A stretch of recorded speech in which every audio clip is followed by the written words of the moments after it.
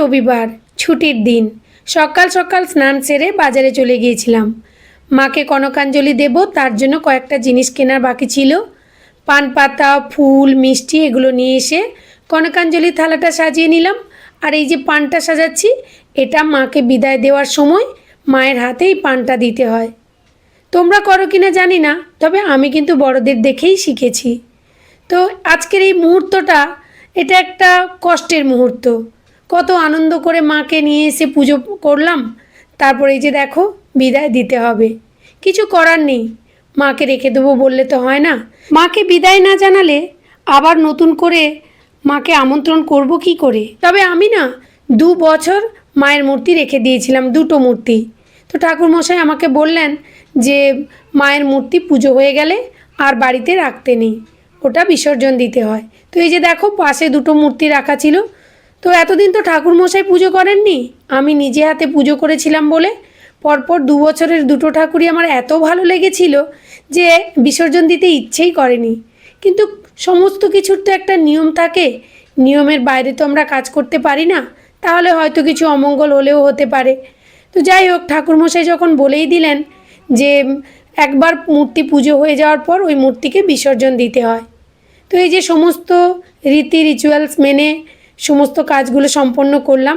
তারপর মায়ের হাতে এই যে পানটা দিয়ে মায়ের কানে কানে বলে দিলাম, আবার এসো মা, সবাইকে ভালো রেখো, সুস্থ রেখো, সবাইকে সুবুদ্ধি দাও, সুচিন্তা দাও, কেউ যেন কাউকে হিংসে না করে। মানুষের মনে এখন বড্ড হিংসে, অহংকার। কেন? জীবনটা তো আমাদের এই ছোট্ট, আজ আছি কাল নেই। তো আমি একা এটা মনে করলে তো হবে না, সবার মন মানসিকতা একই রকম হতে হবে। তো যাই হোক, কথা বলতে বলতে অনেক কথাই বলে ফেললাম। তো আজকে কর্তামশাই মর্নিং ডিউটি ছিল, তাই ও হেল্প করতে পারবে না বলে আমাদের বিল্ডিংয়েই এই ভাইয়েরা কাজ করে, ওদেরকে বলে দিয়ে গেছিলো। তো ওরা এসে আমাকে হেল্প করলো। তো আমার যেহেতু 3খানা ঠাকুর, আমি তো একা পারবো না নিচে নিয়ে যেতে। তো ওরা এসে সমস্ত কিছুতে হেল্প করলো। একটা ভাই ঠাকুর নিল, আর একটা ভাই ঠাকুরের সমস্ত জিনিসপত্র নিয়ে এই যে দেখো আমাদের সোসাইটির ঠাকুরও একসঙ্গে বিসর্জন হবে। তো রিক্সাতে করে সোসাইটির ঠাকুর আমার ঠাকুরগুলোকে তুলে দেওয়া হলো। তো আমিও গিয়েছিলাম। তো যাওয়ার সময় মাকে প্রণামটা জানালাম, শেষ প্রণাম। তো তারপর সবাই মিলে আমরা নদীর ঘাটে যাব, নদীতেই আমাদের বিসর্জন হবে যেহেতু কাছেই নদী। তো এরপর এই যে দেখো মা চলে যাচ্ছে, এই মুহূর্তটা সত্যি ভীষণ কষ্টকর, আমার তো খুব কষ্ট লাগে। সেই আবার একটা বছর অপেক্ষা। তারপর আমাদের সোসাইটির একজন দাদার গাড়িতে আমরা গেলাম নদীর পাড়ে। তো চলো, এই যে দেখো কথা বলতে বলতে চলে এলাম নদীর পাড়ে। তোমাদেরকে আগেও আমি আমার ভিডিওতে দেখেছি, এই নদীর ঘাট থেকেই ঘট তোলা হয়, আবার এখানেই ঘট বিসর্জন এবং ঠাকুরও বিসর্জন দেওয়া হয়। তো আমরা যখন পৌঁছোই দেখি অনেক ঠাকুর বিসর্জন দেওয়ার কাজ চলছে। তো আমার ছেলেও গেছে, আমার ছেলের কাণ্ড দেখো।